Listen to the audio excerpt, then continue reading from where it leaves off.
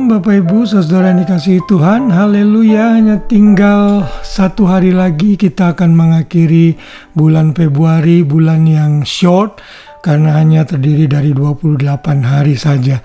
Dan hari ini Kamis 27 Februari 2025 kita hampir menyelesaikan seri mengenai hikmat dan kebijaksanaan, dan kita akan belajar satu hal lagi yang penting mengenai bijak dalam menilai zaman. Saudara, kita akan membaca dalam Wahyu 13 ayat 18 yang berbunyi demikian. Yang penting di sini ialah hikmat. Barang siapa yang bijaksana, baiklah yang menghitung bilangan binatang itu, karena bilangan itu adalah bilangan seorang manusia dan bilangannya adalah 666. Saudara, ini satu ayat yang sangat complicated karena muncul di dalam kitab Wahyu, yaitu kitab mengenai nubuatan, mengenai apa yang terjadi di masa depan. Saudara, Wahyu bisa ditafsirkan dalam berbagai macam metode, namun saya berpegang bahwa menafsirkan kitab Wahyu yang terbaik adalah menafsirkannya seliteral mungkin, yang simbol diperlakukan sebagai simbol tapi merujuk kepada sesuatu yang literal. Dan saya percaya Wahyu itu mulai dari pasal 4 sampai 19 pada khususnya menyangkut peristiwa yang terjadi di masa depan, belum terjadi saat ini. Karena ada banyak peristiwa-peristiwa yang dinyatakan dalam Wahyu 4-19 itu memang belum pernah terjadi di dalam sejarah manusia. Dan saya percaya masa itu adalah masa 7 tahun tribulasi mendekati kedatangan Yesus yang kedua kali. Dan saya memegang satu konsep, gereja Tuhan terangkat lebih dulu, lalu masa tribulasi dimulai 7 tahun.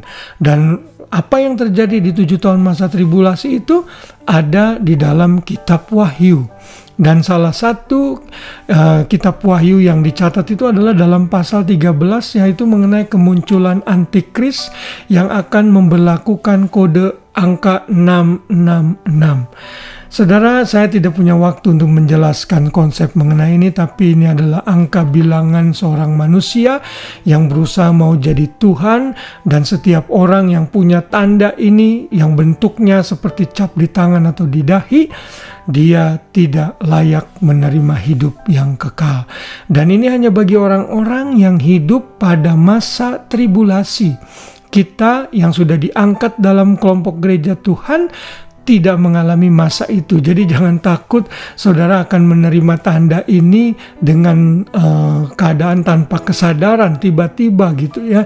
Tidak, kita dengan kesadaran penuh akan terangkat di surga kalau kita masih hidup, atau dibangkitkan kalau kita sudah meninggal.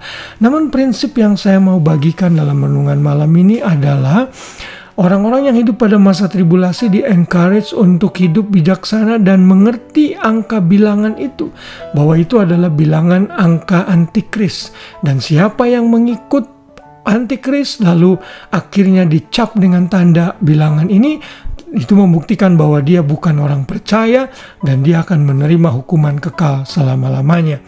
Nah, prinsip yang kita bisa ambil untuk kita yang hidup masa ini adalah kita harus bijaksana dalam menilai zaman. Saudara, zaman yang kita diami ini saat ini makin hari makin mendekati peringatan bahwa Yesus itu tidak akan lama lagi datang. Kita harus melihat tanda-tanda zaman, saudara. Dan kita tahu peperangan makin terjadi besar-besaran di mana-mana. Bencana alam terjadi di mana-mana. Saudara, kebejatan moral, degradasi moral itu terjadi di mana-mana. Itu menunjukkan saudara bahwa Yesus tidak lama lagi akan datang ke dunia ini untuk menghakimi dunia itu. Dan orang-orang yang bijaksana akan bisa menilai zaman dengan baik. Tuhan Yesus dalam Matius 24 kepada murid-muridnya berkata, khususnya dalam ayat 32-35, "Tariklah pelajaran dari perumpamaan tentang pohon ara. Apabila ranting-rantingnya melembut dan mulai bertunas, kamu tahu bahwa musim panas sudah dekat. Demikian juga jika kamu melihat semuanya ini, ketahuilah bahwa waktunya sudah dekat, sudah di ambang pintu. Aku berkata kepadamu, sesungguhnya angkatan ini tidak akan berlalu sebelum semuanya ini terjadi. Langit dan bumi akan berlalu, tetapi perkataanku tidak akan berlalu." Saudara, Penafsiran yang paling baik dari ayat ini adalah pohon ara itu menggambarkan Israel yang akan muncul menjadi satu bangsa dan hidup seperti layaknya bangsa-bangsa lain. Dan kita lihat Israel berdiri sebagai bangsa sampai hari ini, dimulai pada bulan Mei tahun 48, membuktikan bahwa kedatangan Yesus tidak lama lagi. Karena tanpa Israel dipulihkan, Kristus tidak akan datang kembali. Pengangkatan gereja tidak akan datang kembali. Nah, bagi orang-orang yang berhikmat, yang belajar firman Tuhan, Tuhan akan memberikan kepada kita kebijaksanaan untuk menilai zaman. Dan saya berharap saudara dan saya ada dalam kategori orang-orang yang seperti ini. Kita bisa menilai zaman karena kita rajin baca Alkitab. Alkitab sudah memberitahukan apa yang terjadi di masa depan di kitab Wahyu. Lalu Alkitab juga memberikan kita peringatan untuk berjaga-jaga saat kita menghadapi kedatangan Tuhan Yesus. Orang yang bijaksana, dia tahu menilai zaman. Orang yang bijaksana tahu kedatangan Yesus tidak lama lagi. Dan orang yang bijaksana akan hidup berjaga-jaga, mengisi harinya, hidupnya untuk kemuliaan bagi nama Tuhan. Haleluya. Kiranya renungan ini menguatkan kita dan mengingatkan kita, serta Tuhan Roh Kudus memampukan kita untuk melakukannya. Selamat malam, selamat beristirahat. Kasih Tuhan menyertai kita semua. Shalom.